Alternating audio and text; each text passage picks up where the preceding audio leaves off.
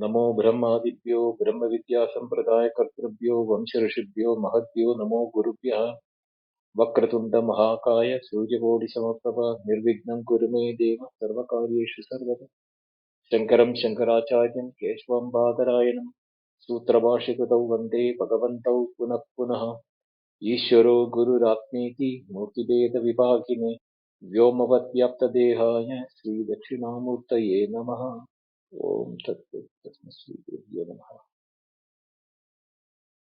ओम आप्यायन्तु ममाङ्गानि वाक्प्राणचक्षुश्रोत्रमतो बलमिन्द्रियाणि च सर्वाणि सर्वं ब्रह्मोपनिषदं माहं ब्रह्म निराकुर्याम् मा ब्रह्म निराकरोत् अनिराकरणमस्तु अनिराकरणं मे अस्तु तदात्मनि निरतेय उपनिषत्सु धर्माः ते मयि सन्तु ओम शांति शांति शांति। So in the 7th chapter we have now seen how Sanatkumara has been guiding Narada into the higher and higher realms of meditation, each one to be meditated upon as Brahma, starting with the words, speech, mind, then Sankalpa, Chitta, Dhyanam, Vijnanam, Balam, Annam, Apaha, Tejaha. We have completed up to the 11 stages of the process of meditation. Now today, the first one which we are going to take is the Akasha. And that will be the last of the physical things which we can conceive, mentally cognize or appreciate and everything. Beyond which it is all transcendental in nature. So the words which are going to be used after Akasha will be applicable only to the transcendental realm. Do not even consider equating them to our transactional world. So keeping that in mind, let us proceed to the mantra which is under 12. Akasho vava tejaso bhuyan akashe vai surya chandra masabho vidyut nakshatrani chagni akashena ahvayati akashena shrunoti akashena pradishrunoti akasho ramate akashe naramate akashe jayata akasham abhijayata akasham upasasva iti. So Sanatkumara says, the space cannot be appreciated and meditated upon unless we know what is space. And we have a concept of space even though we do not know what space is. It's more of a conceptual, like space and time, but we say that it's a measure of primary element that is necessary for our existence. Only if space is there, anything can appear in that one. So from that point of view, of existential point of view, what we see space is purely from our experiential point of view, not from the elemental point of view. Now, here is a transition or crossover when we have to take and understand that what is happening when you do a meditation. Akasha Brahmetyupasa. To meditate upon Akasha as Brahma, we need to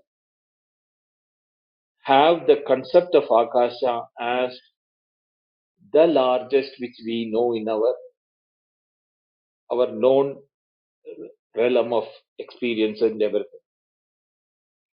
There would be no objects at all if there is no space. That is for sure. And if there are no space, there will not be any experience or any transactional experience also. We do not even come into existence. We cannot say that we exist unless we say that we exist. Space is in which we exist. So with respect to all the objects, space is the substratum on which these things are happening. So all those things which we attribute in our transactional world has the dependency on the space. And everything which is appearing is coming from the space, as if they are appearing in the space. So we can say that space is the cause for objects assuming name and form. There won't be any material or any object unless there is the space for there where it appears, and then we give a name and a form to it.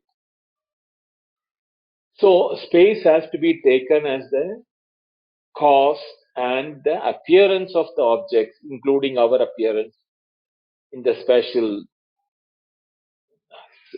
in the experiential thing, that we form the cause and effect relationship with the space. And this effect cannot be produced unless the space is there prior to the materials which are appearing. Even the trees, plants, etc., or the stars, the moon, the sun, everything. All these things are appearing in the space. So the last conceivable object, even though we cannot experience object of space, but we can say that it is a conceivable object in our realm of knowledge, which we call it as space. Because space as self cannot be defined by, any of our sensory organs. It is more or less now we have left our external sensory organs, and we have now attained our mental level and an idea of space, and that is taken as the highest physical object available. So Narada, you take this Akasha as the object of meditation, and this unbound space or unlimited space should be the last object which you can meditate upon from the physical objects which you can conceive of it.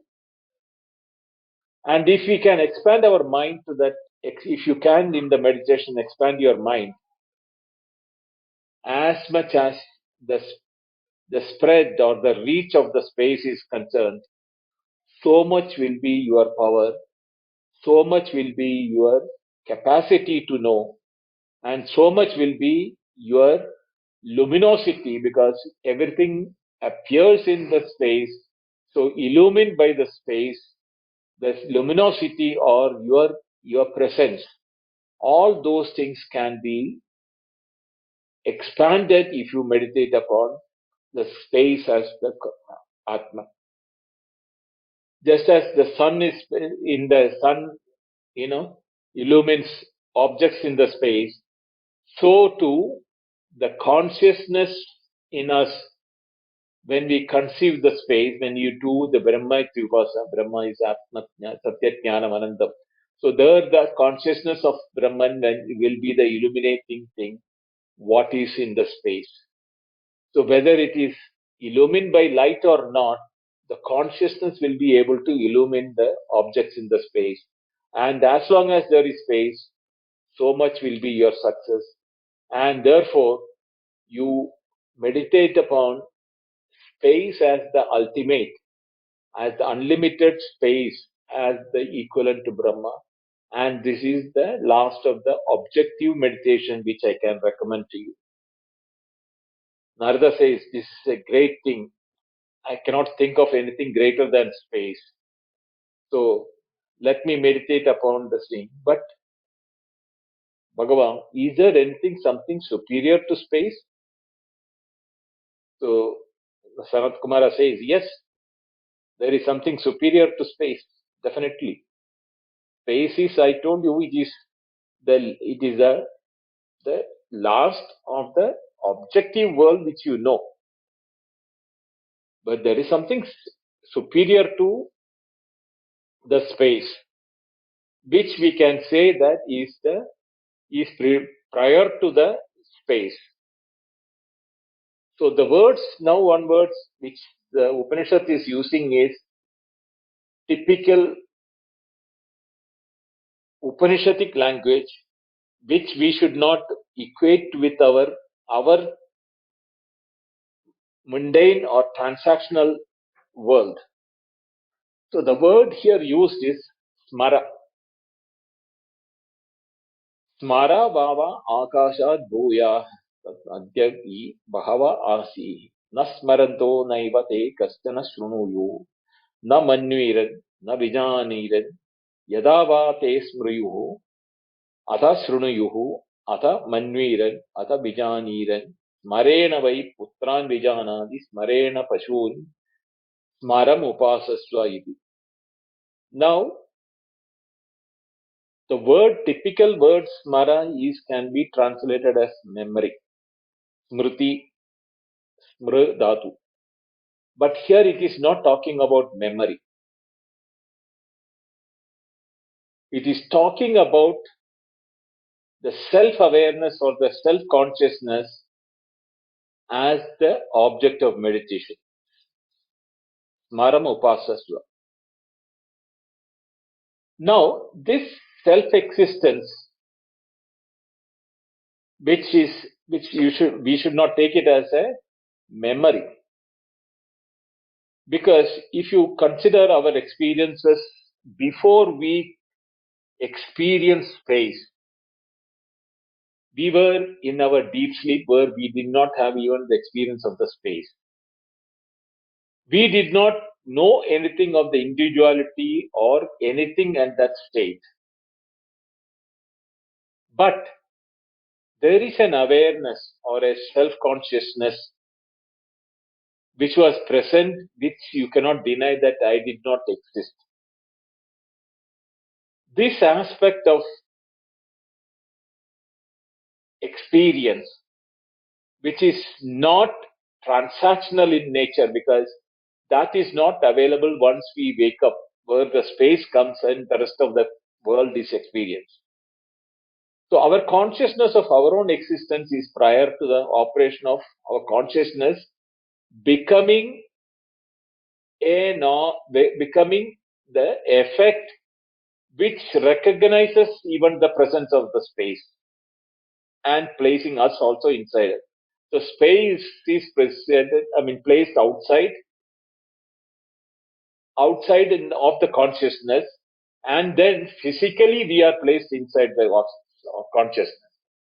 So the physical body comes into the space, but the space is prior to the space is our self-consciousness, from where the space comes into acknowledgement or our witnessing or our knowledge.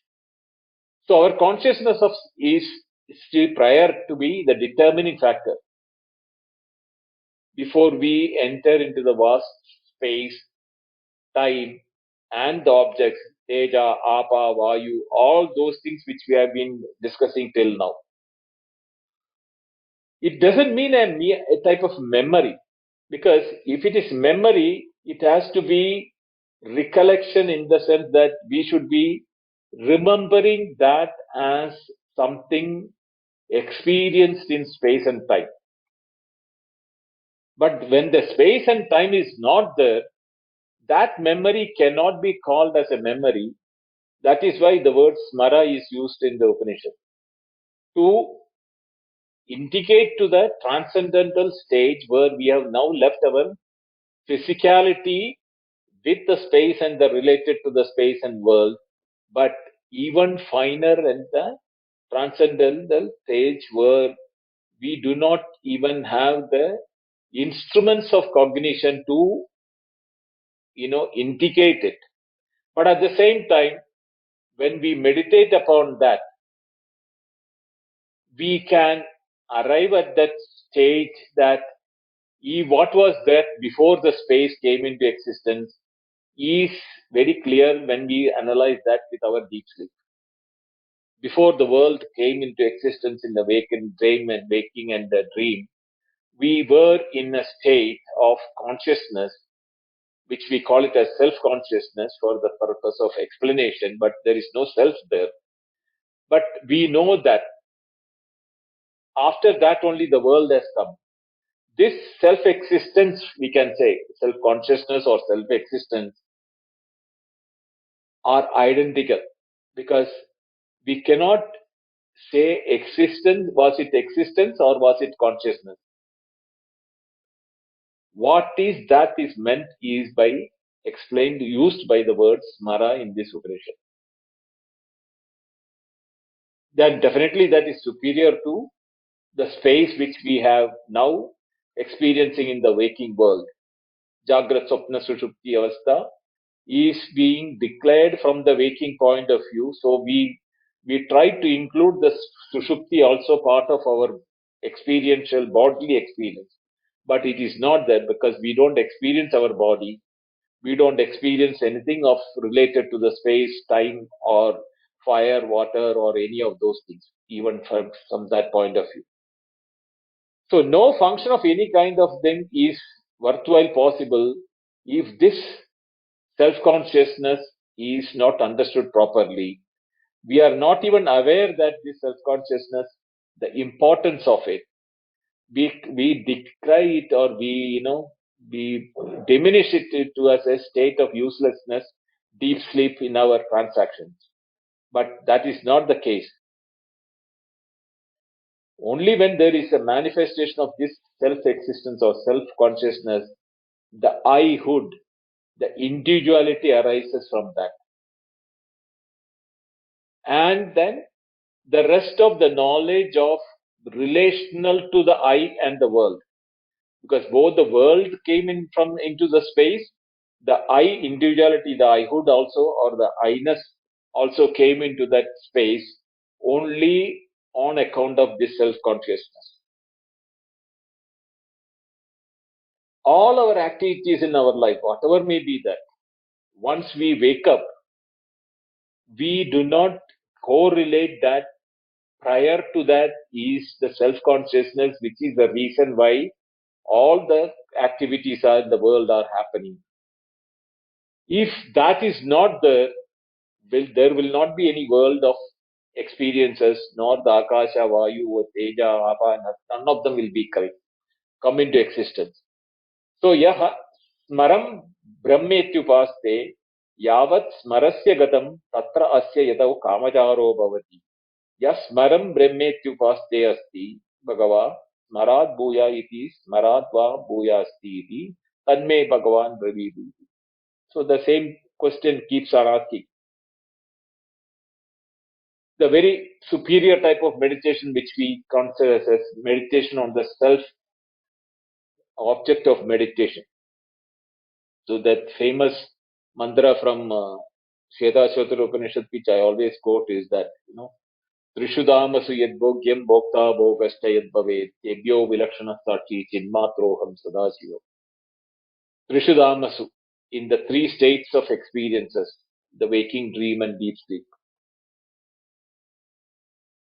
There are three aspects of the subject, object, and the relationship between them. That is there in all the three. The subject, the object, and that even in the deep sleep, from the point of view of the waking, not from the absolute point of view. From the waking point of view, there is a deep sleeper enjoying the deep sleep. So deep sleep is the object, and deep sleeper, one who sleeps, is the subject, and the relation between them is the deep sleep enjoyment. And this is the definition of the waker. But from the point of view of the deep sleep, he is neither enjoying it nor knowing it or anything. There is nothing that it is a self-existence awareness, self-consciousness of self-existence.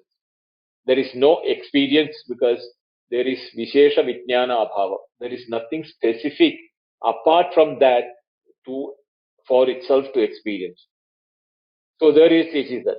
So one who meditates on this manner on the supreme consciousness, to him, perception of every kind of object, including the space and everything included in the space, becomes an extent of extreme awareness. So a person who masters this upasana or this meditation or contemplation on that self-awareness, he is potentially embodiment of self-awareness because he identifies himself with the self-consciousness. And this is the turning point in meditation because normally what we have meditation is there is an object for meditation and we are the subject which is meditating upon the object, and always that dichotomy of between the subject and the object is part of the meditation. But here is a state of meditation which is being recommended by this Upanishad, where it is not calling for any subjective objective type of meditation, but it's a meditation on the self-existence. The relationship between the consciousness and the existence of that consciousness. There is no separatedness. So what happens is that here is the cause on which you are meditating upon, from where even the space is appearing subsequent to that. Because we need to be self-conscious or self-existent even to acknowledge that space exists.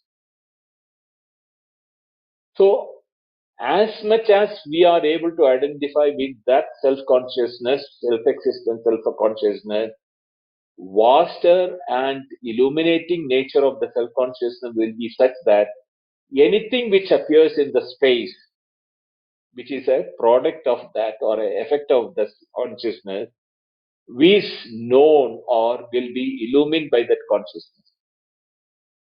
There will be vastness to the individual who meditates upon self-consciousness, not only from the reach of the objects, but also of the knowledge of the objects. In both this put together, he is almost a sarvajna. It is a higher level of knowledge which ordinary human beings can never even think about it. Because we are all always have objective knowledge only. Independent of object, we cannot even know what is knowing or all knowledge. So what happens is that the existence and its methodology of operation of the existence as a consciousness is unique when it comes to this level of self-consciousness, self-existence. And one who masters on this meditation has achieved, his achievement is the greatest. So Sanatkumara says that self-consciousness is superior to everything that he has foretold till now. Therefore, meditate upon this self-consciousness to know everything, which is much more than all the degree of list of degrees which you have shown to me. It is much more than that because you cannot imagine anything outside space.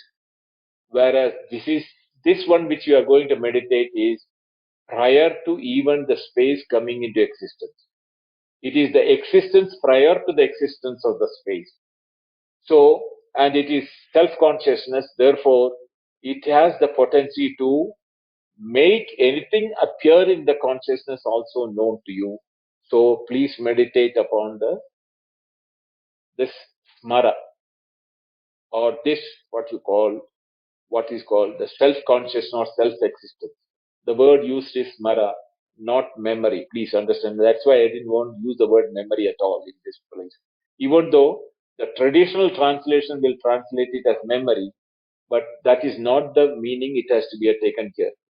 Here is the awareness of the self-consciousness, and which is the self-existence itself prior to the coming of the space into knowledge or existence. So Narada, is there anything superior to this Mara? What you are saying, sir? If it is there, please instruct me to it. So Sanatkumara says that yes, there is something superior to the smara which I have been telling to you. It is called Asha. No, Asha is what normally in our transactional world we consider it as a hope.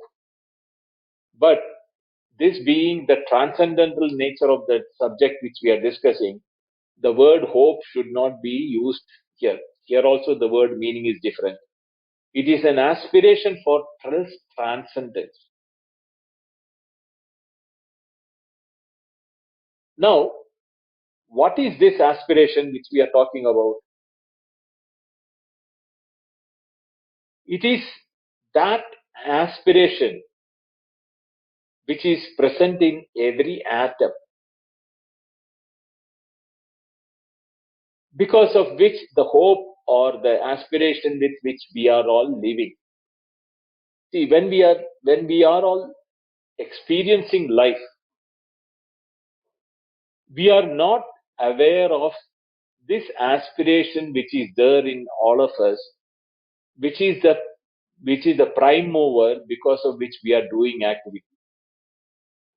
Because we do not know the self consciousness and the self superior to self consciousness, there is this aspiration, which is the reason why when we all come into lower levels of creation, we are disconnected from this finer world or transcendental world, yet we are not able to give answers why it is happening, why life is happening, what is the purpose of my life, who am I? All these questions, when it appears, is the indication that the aspiration is present even then.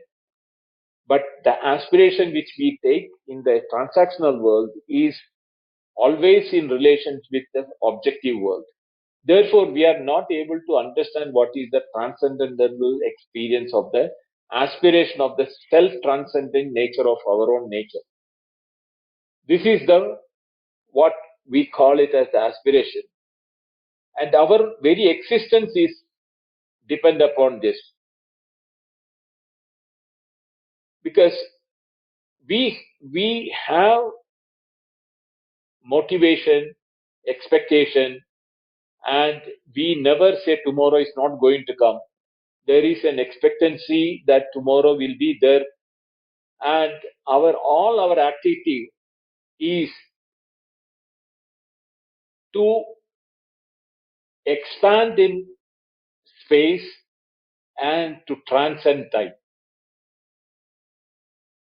This desire to expand in space and transcend time is the aspiration which is predominantly as a seed present in us before our own self-consciousness or self-existence came into being. Because all our activity, even today, if we look at into the activity, why do we aggrandize and acquire things? Because there is a sense of lack in our being. We are not full and free for ourselves. So there is a demand for space to be acquired, either by way of house, property, land, or police, or if it is a ruling of country, power, etc., is coming from the foolish belief that we are limited individual. But that limited individual feeling is happening because we do not know our real nature, which is the, the that very existence from where the entire space has been created. So the presence of the space and the objects calls for a prior condition of our own existence, and we do not realize that the entire objects of the space and the world which is we are transacting in the world is a product of our own existence, which is being now transferred as the space and the objects.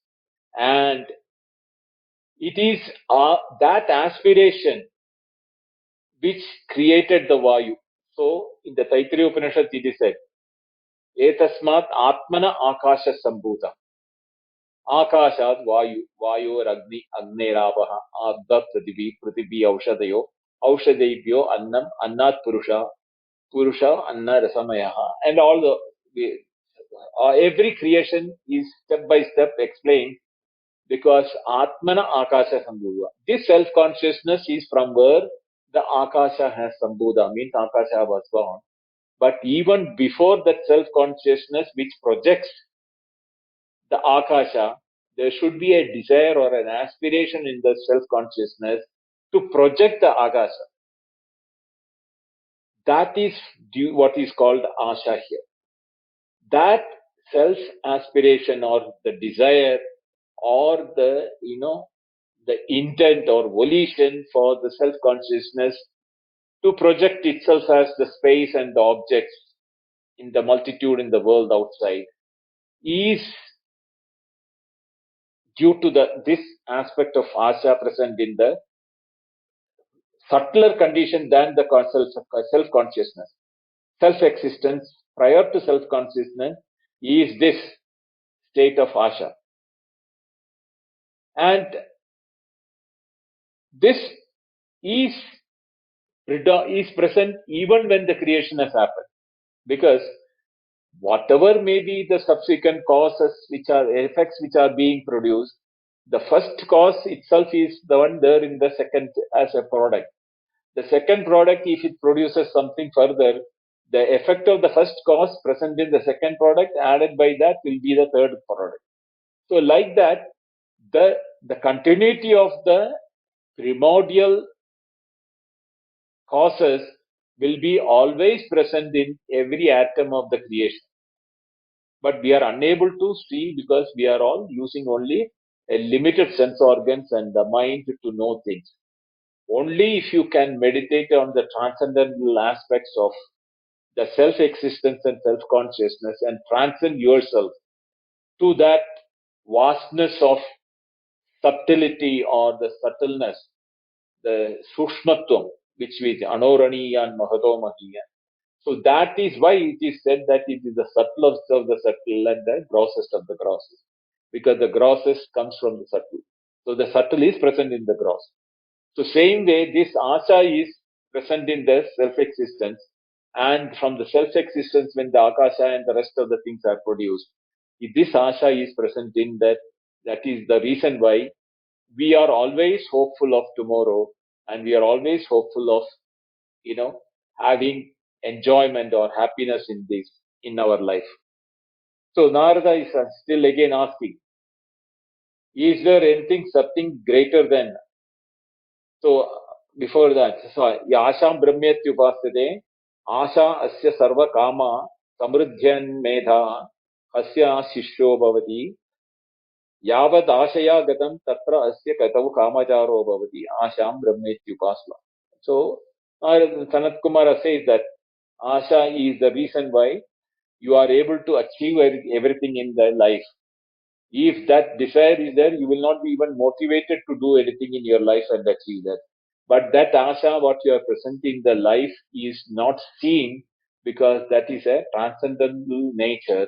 The hidden nature is present in every atom, because of which we are all being prompted for, knowing who we are or our own nature, and the misinformation that who we are, we do not know. Therefore, we think only if we expand in space and time, we will be full. But we are full even otherwise. Our very nature is full in nature. But associating with the physical body, we feel that we are limited, and that is why we have always this limitation, and the body located in a space, every feeling is coming. Even though the entire space and the objects of the space is a aftermath of our own desire which projected the akasha and the rest of the thing. So is there anything, something greater than asha? Now comes to the very, very, very ultimate aspect of Sanatkumara's, meditational explanation. Here onwards, the meditation aspect is not given much importance.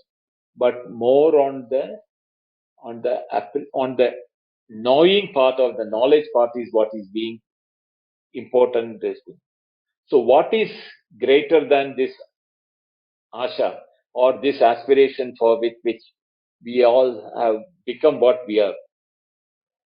प्राणो वा आशया भूयान् यथा वा अरा नाभौ समर्पिता एवं अस्मिन् प्राणे सर्वं समर्पितम् प्राण प्राणेन याति प्राण प्राणं ददाति प्राणस्य प्राणाय ददाति प्राणः यः पिता प्राणः माता प्राणः प्रदा भ्राता प्राणः स्वसा प्राणः आचार्य प्राणः ब्राह्मणः. So now he is using a word prana. Prana, what is mentioned here is not the vital air. Here the meaning of the prana should be taken as the principle of life itself. That is why when we say that somebody is dead, we say there is no prana in it. Because life is what is called the prana. But nobody can understand what the life is. We utter the word life in our very normal transactional world without explanation or knowing what is life. We carry on with our daily life thinking activity is life. But activity is a fallout of the physicality. Unless life is there, the activity cannot happen. So, the inscrutability or the subtleness of life can never be known by seeing what life is or what activity is there. It is not a breathing process or the self-consciousness awareness which is there in us. It is subtler than the self-consciousness. Subtler than the aspiration with which the self-consciousness produced the space, etc. It is subtler than that. It is a juncture where we are going beyond the borderlines of intellectual comprehension of what transcendental and beyond is. We cannot say that we know what life is. What we call it as life in some of the animate things like animals, human beings, etc., etc., we are calling it as a life because we are seeing some movement or some reaction to our impulses, and that we call it as life. But that is not life. That is an activity of the body. But the life or the prana, what is being referred here, is the area where the infinite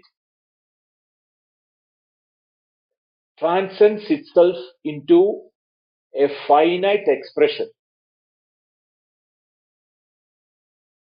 The moment it becomes a finite expression, what can be seen is only activity, but we do not see what life is. The life is in the infinite region. When it, percolates or projects through the process of smara and, the consciousness and the akash, etc., into the world or thing, this infinite aspect of life is percolated and we see them as activity of the physical beings or the matter. It is inscrutable in nature, in its original nature. You cannot say whether it is an individual life or whether it's a universal life. No. The life has no individuality nor universality. It is beyond the individuality and universality. It is the most superior thing which can be brought under the realm of words. What we call reality of life is what we see, is not what we call it as an activity of life, is not what is life is. We need to transcend our being, because in life there is not even the beingness is not experienced. It is prior superior to that. It is so inscrutable or so subtle that you cannot say that there is a beingness in life or there is consciousness in life. It is a land where human mentation cannot cross over to experience anything. So this aspect, which is expressed as life by this Upanishad, is beyond all things superior to that, all that has been told till now. That is what Sanatkumara says. And it is the hub for, like a wheel and a hub, where everything, every atom of expression of the world is linked to, like the wheel, the rim is linked to the center of the hub of the wheel above Nabi. So this example is used by the Upanishad many places, like the hub and the wheel, and the ribs of the wheel, which links between the exterior to the center. Same way, the expression of life, which is being now seen as the atoms and objects and the world outside, even though is seen external to the visual organs or the sensory organs outside, they are connected with a invisible link to this principle of life which cannot be seen. And this is the reason when we say minus life, if we do not say that there is no life in that, when we say that, it can never be a situation. Yet, what we identify and we do mistake is that when there is no activity, we say the person is dead. But when the same person is alive, you will say he is my father, my sister, my teacher, or my brother, whatever may be that. All those definitions are given because we value life. We give respect to life. We are not referring to their body as life. No, but there is something in that body with which we call it as father, or mother, or brother, or teacher, or some friend, whatever may be that. And when we are respecting them, speak to them, we speak with reverence, respect, because we feel that there is life in them and we are experiencing that.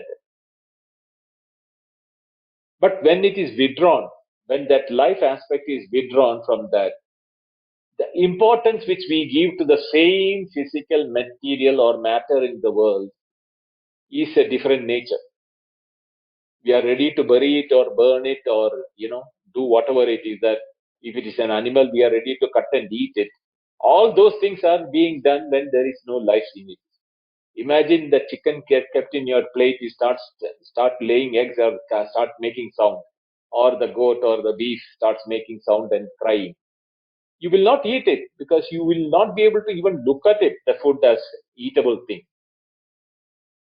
Same way, the relatives or the father, brother, mother, or anybody who is there when they interacting with you, the moment he is dead, the life is not seen in them. We are ready to treat it as any other, piece of material to bury it or burn it or whatever may be required. So there is this reverence to the life, knowingly or unknowingly, but we do not know what life is. This aspect of life is the borderland between the, what you call, the mentation with the mentally which we can see, and it is that which is there in the transcendental world beyond the mental faculty also. So we will not be able to know what life is unless we know something superior to life is. So what Narada is asking here is, what is superior to life?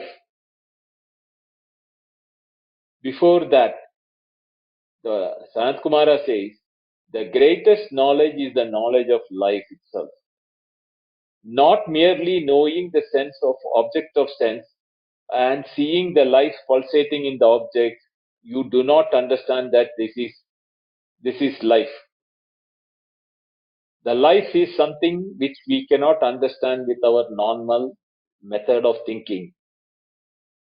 So, whoever sees this reality of life in itself as it is the person who transcends all. That knowledge of the life is beyond all sense organs and sense objects. It has to be comprehended as the being in you, as the being in everything.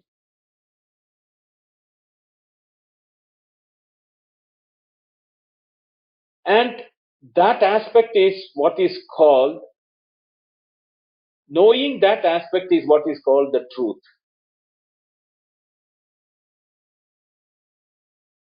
The truth of life is different from life itself.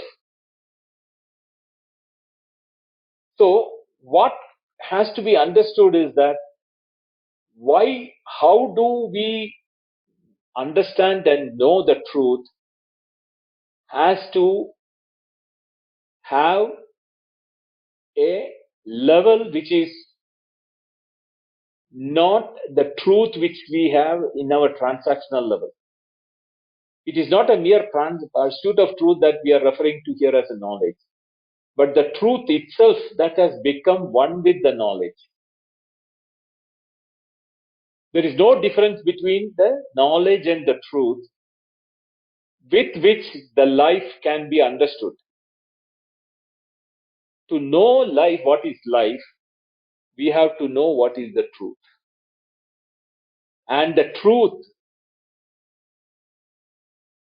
and knowledge are not two. It is something which is inseparable. And such a person who possesses that true knowledge is a person who is called an Advaita. A, a, a transcendental speech or knowledge which is pregnant with the truth, and it has the truthfulness as its being. And such a person with that knowledge, when he speaks, it materializes as life. And this truth or reality of all things is in that knowledge of the truth on a person who is now endowed with the knowledge of life and the knowledge of the truth. What happens is that when we speak, such a person, when of that nature who understood the truth and the life, or the truth with the truthfulness of the knowledge, it is language which is not mundane in nature. What such a person talks will be very difficult for ordinary people to understand. So they will say, the person listening will say, no, I don't understand what you're saying. Yes, here is the truth. The truth with which I have known the life and the knowledge of the life is the reason why I'm talking from this point of view. I am talking from that level. You may not understand that unless you graduate from the limited body self which you are thinking right now. It is not the realm of understanding of the individual level at the body level. One who has transcended the individuality beyond the space, the conscious being of the individual being, and beyond the aspiration, all those things. Only such a person who will land in the transcendental world, which is beyond the borderlines of creation and before creation. So the Upanishad is very, very, very blunt in this, say that what we are now going to talk from now onwards is Adivada. Adivada means it is a superior teaching or a knowledge which is being experienced only if you can transcend beyond the limitations of the individuality. To know that you have to go through these stages which we have been discussing about, and only when you come to the levels of transcendental level, when you cross over the borderline from the creation to the area before creation, you will know what we are talking about. And it is not for the sensation or perception, mentation, etc., which is there in our normal transactional world, which will be able to grasp this. That is why you are saying you are not able to understand it. At this stage, Narada is unable to speak because neither Sanatkumara is telling Brahmetyupasa. He never said life, to meditate upon life, to meditate upon the truth, or meditate upon this Asha and all this. So Narada is now bewildered and wonderstruck and unable to speak and holding his, his being, he's as if he is in a trance. What he doesn't know what he is hearing from the great master. So Sanat Kumara has to break the silence so that Narada is taken up to come to the reality what is being told. Because the tendency for us to transcend into a state of transcendence when we hear such things are very, very common. But unless the full advice is understood, listened, and heard properly, the master's job is not to allow the student or the disciple to go to that level of transcendence. So Sanat Kumara here again says that you should know this when you are hearing from this, the silence is deafening and maybe not, you are not able to know what I am talking about. So please listen to me carefully. That time Narada shakes up and asks me, please let me know if there is something more than this, what you are talking about, the truth and the life and truth.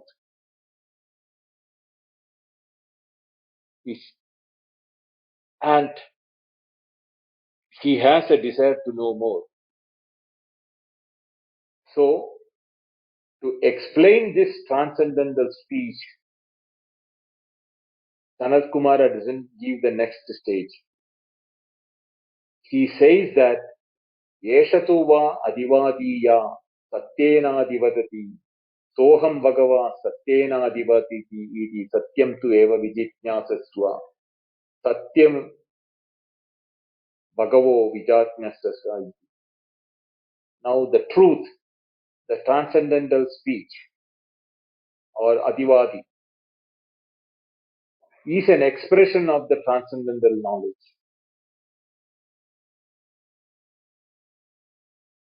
And the transcendental knowledge is that knowledge which is identical with the transcendental truth. So these are all in the realms of the transcendental nature.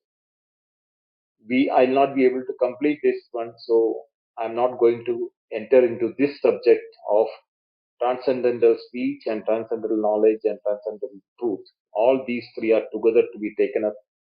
That itself needs a half an hour explanation. So I will take this in the next class on Wednesday. From the 15th onwards, we will go through again. We are now in a realm where ordinary transcendent, ordinary words of the mundane world has to be abandoned. The meaning of the Upanishadic words are very specific in nature, and that has to be understood as it is. And once we know that the instructions and that the ultimate, what Narada was asking, Tarati Shokam Atmavid, that state of knower of the self can be known only if you know all these stages. So we will take up this study further in the coming class next week, Wednesday.